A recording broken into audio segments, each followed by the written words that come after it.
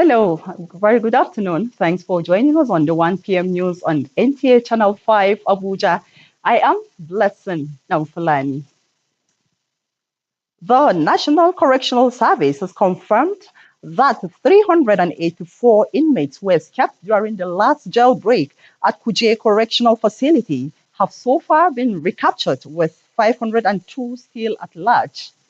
The affirmation was made during an oversight visit by five House committees on to the Kuje Medium Security Custodial Center investigating the incident. National Assembly correspondent Joshua Ogunjide's report will be brought to you in our subsequent bulletin. And to whom much is given, much is expected. These were the words from family, friends, colleagues, and associates who attended the iftar put together to congratulate the newly sworn-in Federal Capital Territory Permanent Secretaries.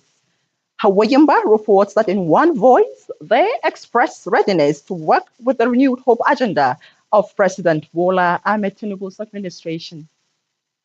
The new permanent secretaries of the Federal Capital Territory were hosted to Burkina Faso, all expressing readiness to work with government and assuring the FCT minister of their commitment and dedication to bringing new innovations, new development, and the willingness to add value to the system. So to ensure that FCT residents see the change the renewed hope agenda Mr. President has brought, and in FCT to be implemented through the Honorable Minister of FCT. Expecting development, the infrastructure, and then security. That's one of the priorities of the Mr. President. And without any waste of time, get to work and make sure that with the burst of experience we have coming through the service, that we gel and quickly keep with the pace of time and ensure the development of the Federal Capital City. For families, friends, associates, past and present officers of the FCTA described the coming of the head of service and permanent secretary's office as well deserved. I think they should count themselves lucky to be the pace setters, and they should give FCT the best. It's an opportunity they must not take for granted, and it should make FCT administration better. The three of them, I would say, it's a well-deserved appointment. I would say very kind. He's a person that have mind of humility. We wish them a lovely reign, and may God help them with success and prosperity. The newly permanent secretaries are Aliu Wadata Bodinga, Adam Kana, and Adamu Waki. Hawagimba, NTA News. And given the critical role taxes play in shaping economic policies and resource allocation, the Society of Women in Taxation championing a gender-inclusive tax system that promotes sustainable development in Nigeria. At a maiden edition of the Society's Tax Summit, President and Chairman of Chartered Institute of Taxation of Nigeria, Samuel Agwelui, advocated for tax policies and administration that promotes equity. Ramut Abdullahi has details. Taxes are primarily designed to generate revenue for the government and promote economic growth and stability. However, experts have observed that the impact of taxes on people is not uniform, particularly for women who constitute the majority in the informal sector as artisans, market traders, and domestic help, among others. The maiden edition of Tax Summit by the Society of Women in Taxation exposed some peculiarities and needs of women in addition to socio-cultural factors militating against them that place them at a disadvantaged position in tax policies. With the theme, Beyond Numbers, unveiling the gender dynamics of taxation for inclusive economic growth, speakers including online contributors highlight the benefits of a gender-inclusive tax system. So when we have a way whereby we enable women to participate fully in the economy, then we would be able to reduce that poverty index for the country. It is about how can we be more inclusive as a nation, because women constitute almost half of the population of this nation. President and Chairman of the Council Chartered Institute of Taxation of Nigeria, Samuel Agbeluyi, said promoting gender equity intersection implies fairness and being responsive to the yearnings and aspirations of women. We believe in the strength of women, and we have demonstrated that over the years. So we are telling those who are here to join the train that you can't do well, you can't get to your full potential without including the women. I know women play a very pivotal role in the affairs of the nation. So we are now advancing, we are advocating that women should be included in the scheme of things. The summit featured award presentations to deserving personalities as well as students who participated and won in the online debate organized by the Society. The Society of Women in Taxation is an umbrella body comprising female members of the Chartered Institute of Taxation of Nigeria. Ramatu Abdullahi, NTA News. Residents of Lugwe and environs in the Abuja Municipal Area Council of the FCT converged with frustration and hope at a town hall meeting organized by the Nigerian Electricity Regulatory Commission, NEC. Hakimat Aliu reports that the gathering served as a platform for residents to voice their long-standing grievances regarding electricity supply in their communities. A significant turnout of residents here from communities around Lugbe, eager to voice their concerns and seek solutions to ongoing challenges with electricity supply. The town hall meeting is an initiative of the Nigerian Electricity Regulatory Commission, NERC, emphasizing the importance of collaboration among stakeholders to ensure reliable and efficient power distribution. This is the third time we're holding this in Abuja. Our intention is to just get to the grassroots, get to these customers that have no access to the commission. Residents were mobilized by the National Orientation Agency to actively participate in the discussions as feedback mechanism on their experiences with electricity services. Various agitations during the interactive session include erratic power supply, billing discrepancies, infrastructure maintenance, and customer service responsiveness. We are believing and praying that they will definitely move around the whole area councils for us to be able to solve the grievances, the agitations of people. This meeting is very timely because it has only ignited the hearts and the pains of the AEDC customers. In response, official of the Abuja Electricity Distribution Company provided insight into ongoing initiatives. We're not particularly happy with some of the comments. We're going to continue to do what we can to educate customers and to work with these stakeholders just to ensure that power is improved, and of course to ensure that our customers are happy. NERC representatives assured residents of their commitment to enforcing regulations to ensure that electricity providers meet their obligations to consumers.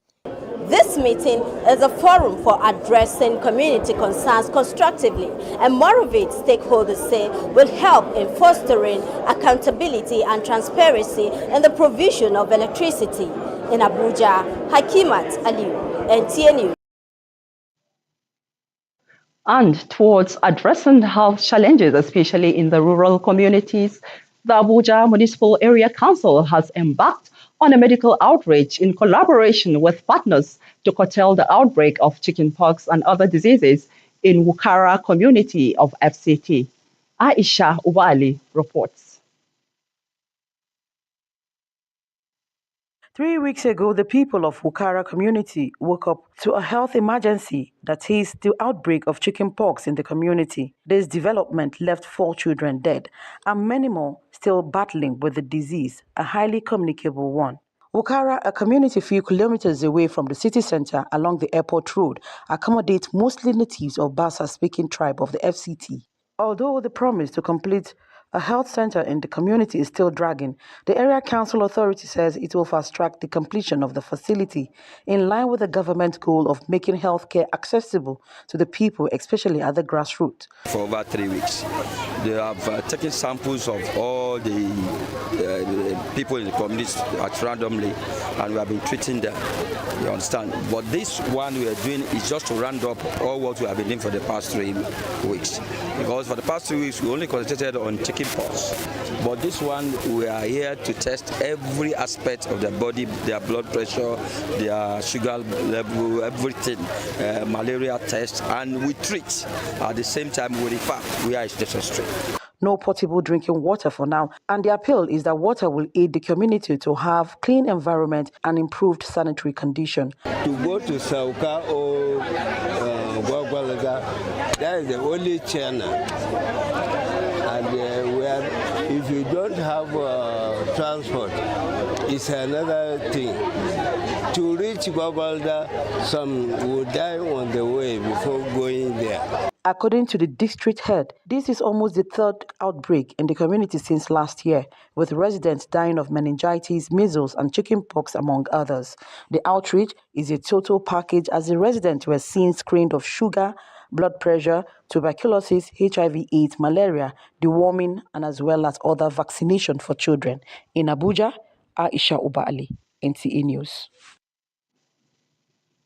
You're still watching the 1 p.m. news on NTA Channel 5 Abuja, and still to come on the news. Correspondent X-rays records on available rise in unemployment. These and more in just a moment.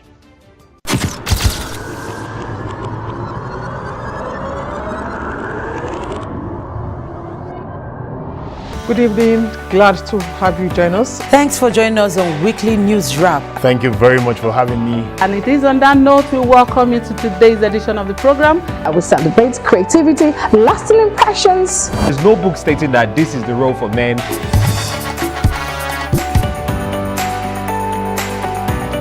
On the news.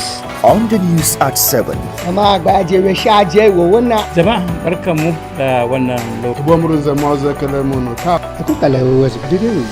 Unity Station NTA Channel 5 Abuja would say have a lovely day.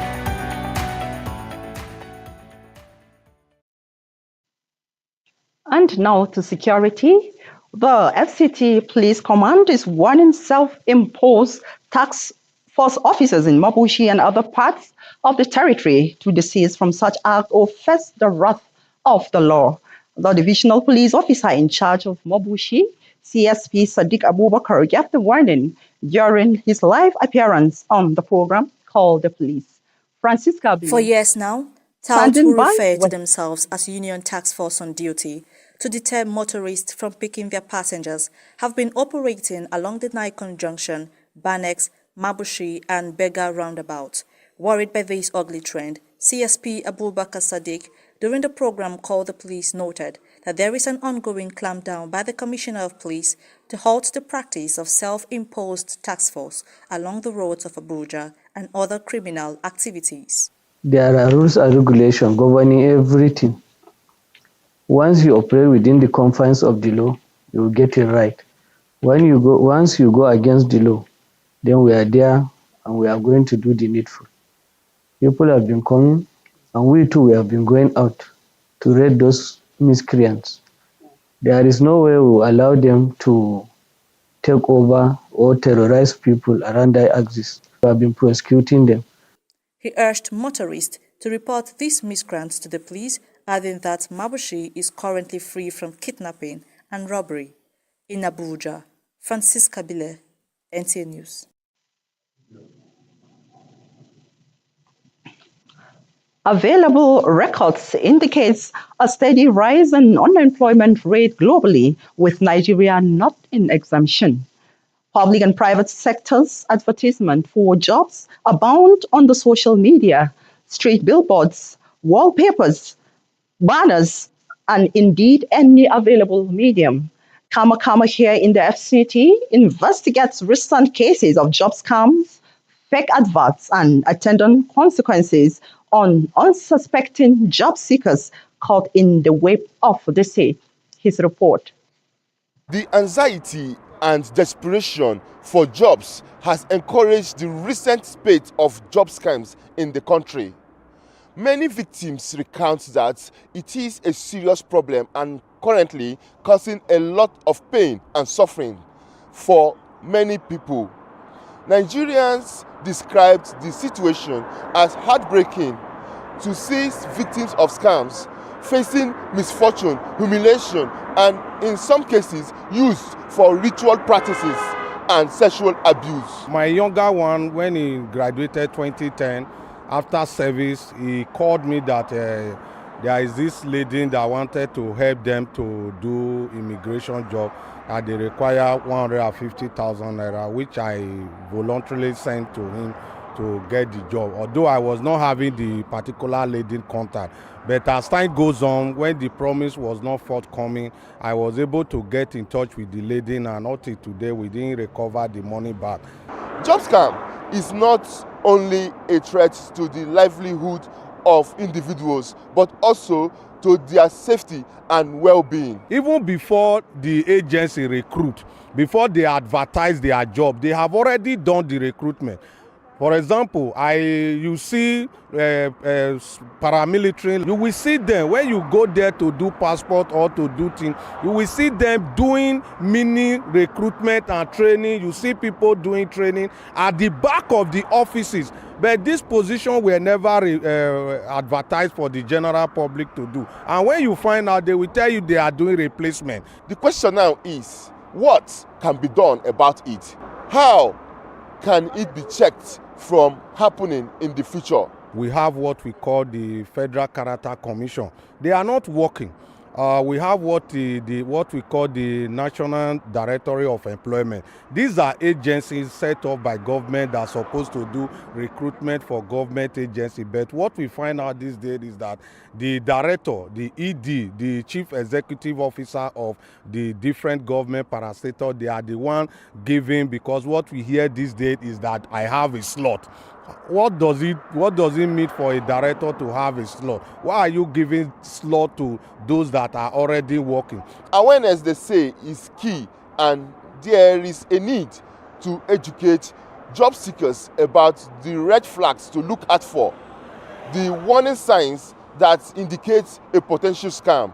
Knowledge is power, and arming people with information can help protect them from falling into these traps. Kama, NTA News. And mobile phones have been in existence since 1973, when it was invented, and has continued to play vital roles in the lives of the people. Technological advancement further made life easier, with more than 3.8 billion smartphone users. Statistics, however, indicates that 6.3% of this population has phone addiction. Safia Nomauche takes us through the world of nomophobia. The importance or usefulness of the mobile phone cannot be understood in one story, as virtually everyone NTA News came in contact with had a mobile phone device. While some say it is for communication, others say it is for business. Majority of the youth say they use the device for entertainment. At my convenience, I do listen to music, just like you meet me now, listening to music. Can you do without your phone in a day? Sure. I can do without my phone even in a week.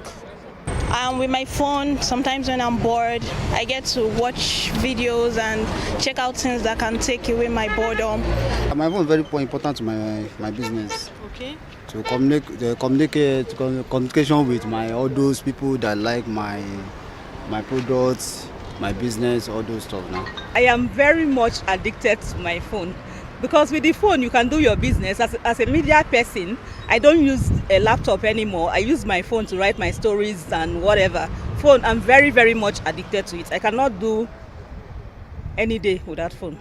Different strokes for different folks, you may say. Psychologists, however, attribute causes of phone addiction to environmental influences, fear of missing out, and the anxiety to get instant communication. Phone addiction is when an individual cannot be away from their phone for long periods of times. You're probably familiar with the concept of FOMO, fear of missing out. And so there's a new term that has been added, right? We're always adding new terms. So there's a new term which is known as nomophobia. And essentially it's similar to FOMO. It's the fear of missing out on whatever is happening while you're away from the internet and while you're away from your phone. So usually how this is manifested is that you see people who are having imaginations that, oh, their phone is vibrating even when it's not, right? So people are checking their phone every few seconds, or as soon as you wake up in the morning, the first thing that you do is put on your phone, or you don't even switch it off. Possibly you just, get up and the first thing you want to do is pick up your phone. You would have people who are waking up in the night to actually check their phone, and the result of this obviously is lack of sleep. Other symptoms that can be seen from this, right, or the effects rather.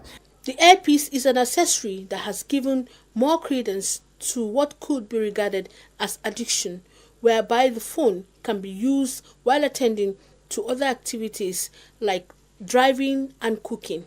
I can do without my phone. When I didn't have phone, I was living. Phone is as important as life presently. Like in the night, if there is no light for me to charge my phone, I think of how I'm going to work the next day. So I must look for somewhere to charge my phone. I won't say I'm addicted, but I love holding my phone. Mostly I use my phone to read, like read novels, and maybe I rarely use it to go on WhatsApp, maybe highest TikTok. You get, so that is what I use my phone to do. The use of earpiece on the mobile phone while crossing the highway has grave consequences. The advent of phone came with a lot of modernization. People get news as it breaks, get information, and almost get response immediately. Its effectiveness over the years is majorly to make work easy. Inasmuch as the mobile phone is important to an individual's life, there is need to note that excessive use of the mobile phone can have serious impact on the overall mental health of an individual. Sophia Noma Uche, NTA News.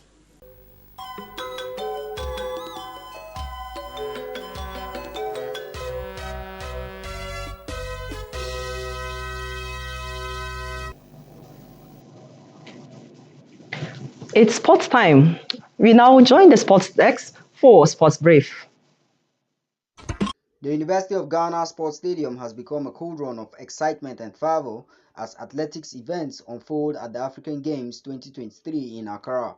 The atmosphere has been charged with intrigue, joy, laughter and goosebumps as teams from across the continent showcase their prowess on the track and field. Team Ghana has been at the heart of the celebration, delighting fans with remarkable performances that have earned them a collection of medals. However, it's Team Nigeria that has asserted dominance in the competition, clinching an impressive tally of 4 gold, 1 silver and 2 bronze medals by the close of business on Tuesday. The organization of the Games has been commendable, with the stadium turnout reflecting the enthusiasm and support of the Ghanaian populace.